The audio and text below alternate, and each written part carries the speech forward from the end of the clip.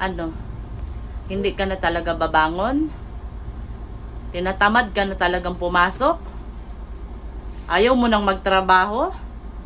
Ay, baka nakakalimutan mo. Gastador ka. Sosyalira ka. Saan ka daw kukuha ng ibabayad mo sa pang-socialize mo, sa mga bills mo, sa mga Shopee, sa mga orders mo? Magtrabaho, bumangon. Anong tinatamad? Anak ka sa mayaman? O hindi naman anak sa mayaman, kumilos na. Napakaswerte ata. Sino ang magbibigay sa'yo sa mga gastos mo? Buti kung pinanganak kang mayaman. Bumangon ka na dyan. Bawal kang tamad-tamarin. Kaya mahilig kang maglustay sa pira.